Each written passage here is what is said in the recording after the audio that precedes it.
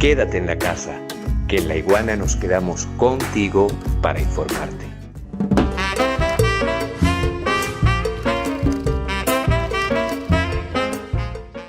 Seguimos nosotros entonces en estas conclusiones relacionadas a las pasadas mega elecciones del domingo. Todavía hay mucha tela que cortar.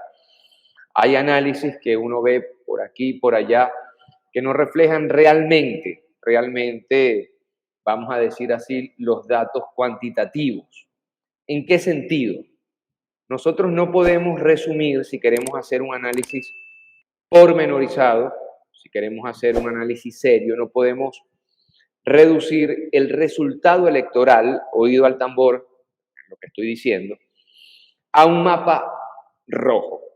No podemos decir simplemente que el resultado de las elecciones se traduce en un avasallante triunfo del chavismo, de las gobernaciones por parte del chavismo, de las alcaldías por parte del chavismo. Agradezco a Miguel Pérez, mi tocayo y padre, dice: aquí me tenéis en primera fila desde Maracaibo. Miguel Ángel Pérez Mendoza, un gran abrazo para ti y la bendición. Porque acaso nosotros podemos caer en el error de pensar que todo se reduce a un mapa rojo y al triunfo, que tengo que decirlo, que se debe decir, incontestable del chavismo. No cabe la menor duda de ello, no voy a poner yo en cuestión ello, pero es más complicado que eso. ¿Por qué? Porque este mapa teñido de rojo, con la gran mayoría de las gobernaciones en manos del chavismo, no es la fotografía más fidedigna para entender lo que realmente sucedió. ¿Ok? ¿Por qué? Porque, por ejemplo, la oposición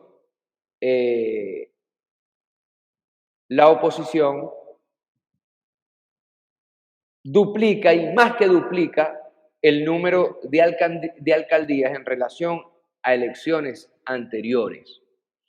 Y yo me corrijo, no es la oposición, son las oposiciones, porque hay otro factor triunfador en estas elecciones, y es precisamente esa oposición democrática fuera del G4, esa oposición que se le reveló en esa rebelión de las provincias. ¿Recuerdan ustedes? Fue esa parte de la oposición que se presentó a las elecciones legislativas y que tiene representación en la Asamblea Nacional, las elecciones legislativas del pasado mes de diciembre, hace prácticamente un año. Y muchos de estos partidos democráticos,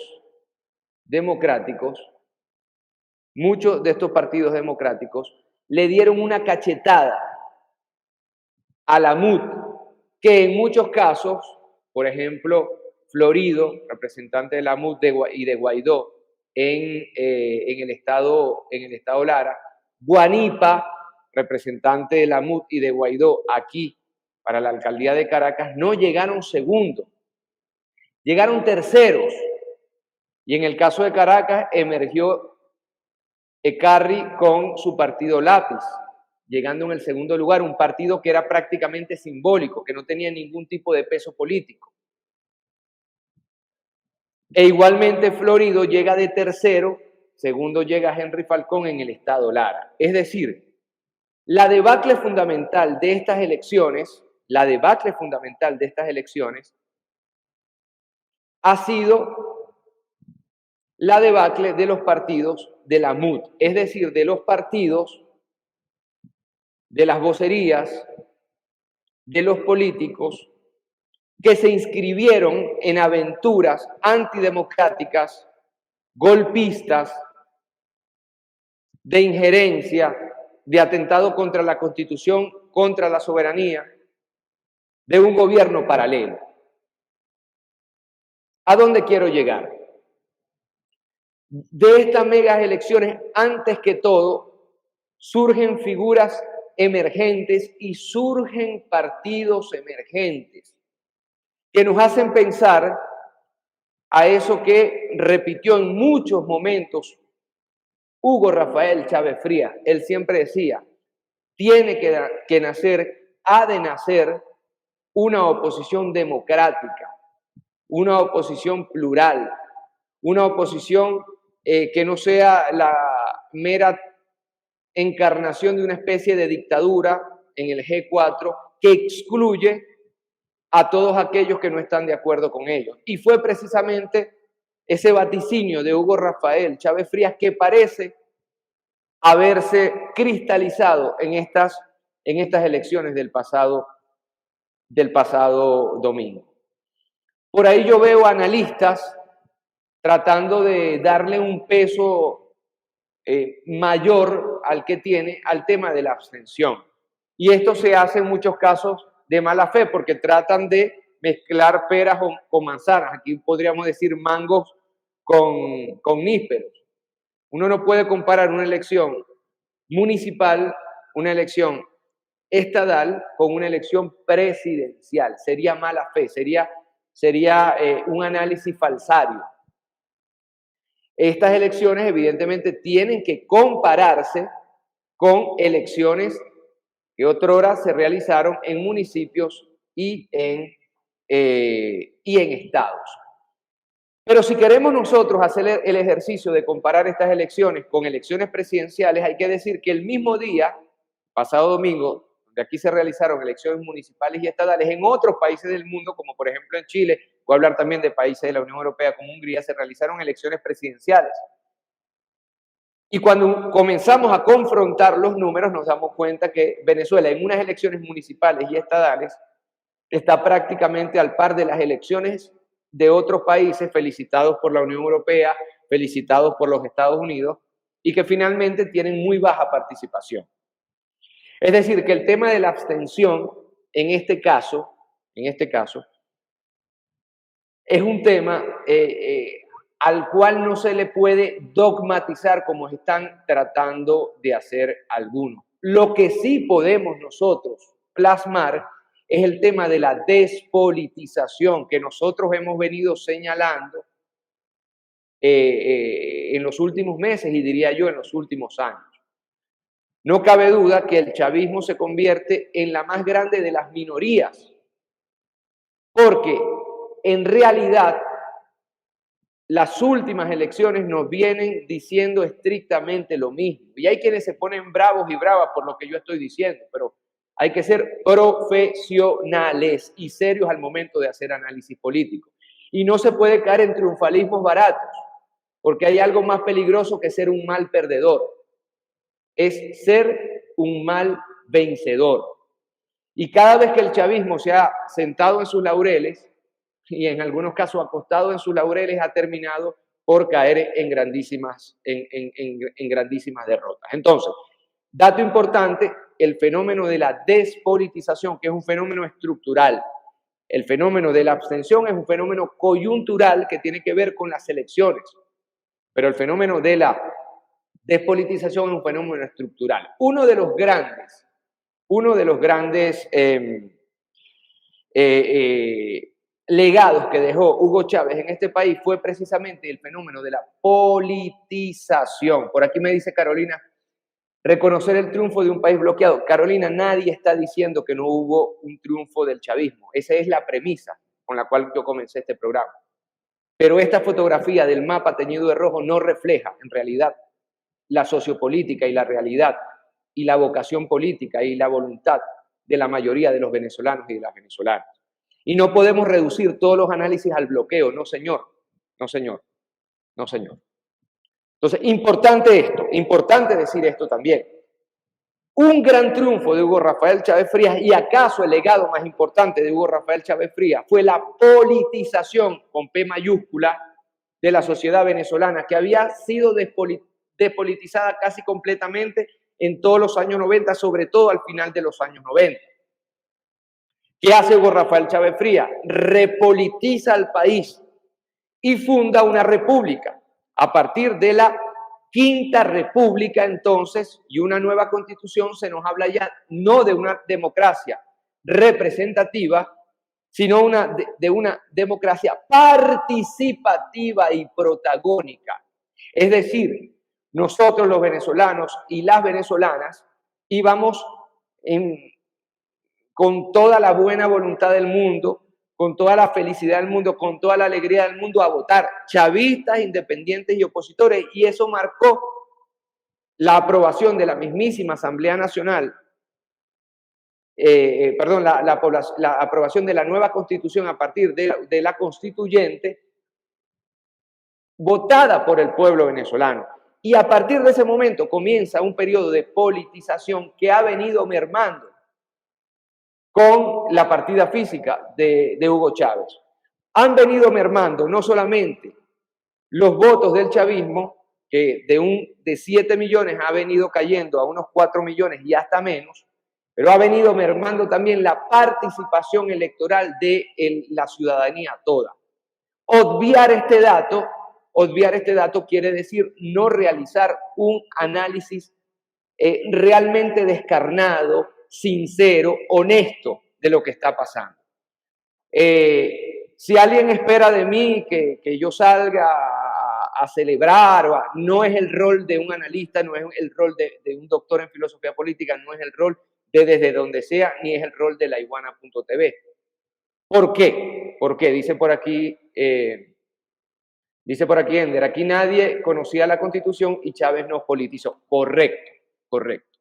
¿Cuál es el fenómeno que se está dando y que nosotros hemos venido señalando entonces? No el fenómeno de la abstención, porque en estas elecciones no hubo una abstención preocupante. Y vuelvo a insisto sobre esto. En esta elección, los índices de participación se mantienen en los márgenes de unas elecciones municipales, de unas elecciones estatales. Pero en términos coyunturales de esta elección. Pero repito, en términos estructurales, estamos viendo algo que sí debería preocuparnos. Y es que cada vez más el venezolano se está sintiendo lejos de la política y se está yendo a un territorio de la apolítica, de la no política, un territorio donde se están encontrando chavistas descontentos, donde se están encontrando opositores descontentos, donde se están congregando incluso los mismos niní en una fuerza importante que está ahí esperando. Y en esta fuerza importante, no tienen cabida los militantes del PSV, los militantes de otro partido de izquierda o los militantes que por ejemplo llevaron a Manuel Rosales. Imagínense ustedes a Manuel Rosales a la gobernación del estado Zulia. Entonces hay una parte mayoritaria, y esto hay que decirlo en términos cuantitativos, es un dato matemático innegable. Hay una parte ya mayoritaria de la población que en las últimas elecciones que se han venido dando, no está participando. No señalar esto y caer en los triunfalismos de ganamos todas las gobernaciones, de el AMUT tuvo una debacle, quiere decir entonces, como se dice popularmente, miar fuera del pote. Porque ahora la vocación fundamental, en el caso del chavismo, pero diría yo de todas las fuerzas políticas, es ir a buscar a esa mayoría de venezolanos,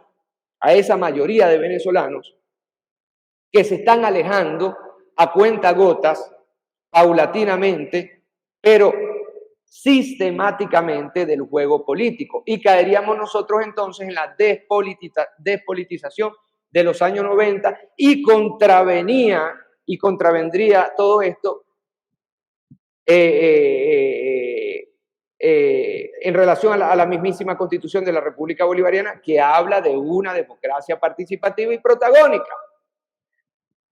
¿Qué está esperando el pueblo venezolano en estos momentos? Y yo no hablo desde la Caracas iluminada, desde la Caracas que muchas veces tiene agua, desde la Caracas que muchas veces tiene servicio de recolección de los desechos.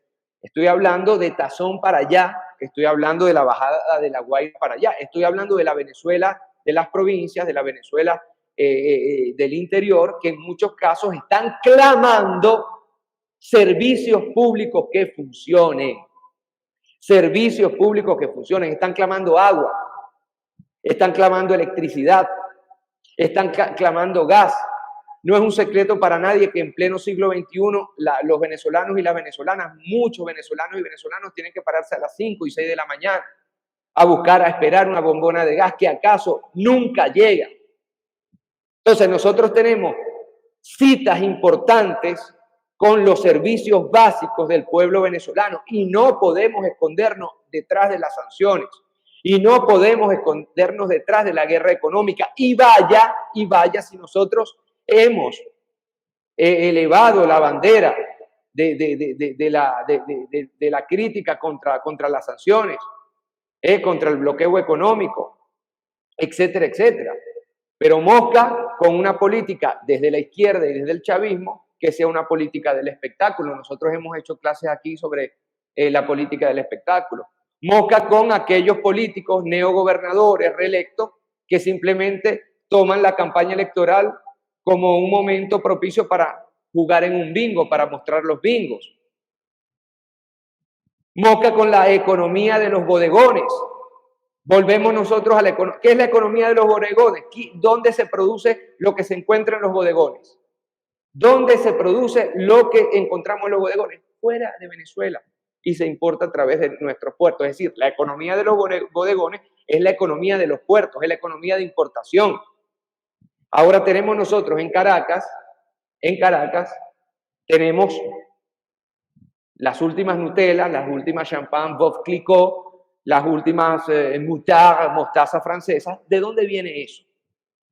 Entonces, hay un desequilibrio muy grande entre una economía de la importación y la ausencia total de agua, de electricidad o de gas. Y aquí es que nosotros tenemos que entonces interpretar el fenómeno de la despolitización. Porque de no colocar nosotros correctivos a esta situación que yo estoy explicando, vamos a volver nosotros a la Cuarta República, donde hay un grupúsculo que vive como reyes, yates, mansiones, etcétera, y otro grupúsculo que simplemente no tienen los servicios básicos. Ahí se encuentra uno de los fenómenos fundamentales, no de la abstención, sino de la despolitización. Y es un fenómeno que nosotros debemos atacar con conciencia, con honestidad, con lealtad y con patriotismo, porque por ahí se nos puede ir la patria. Por ahí se nos puede ir la patria.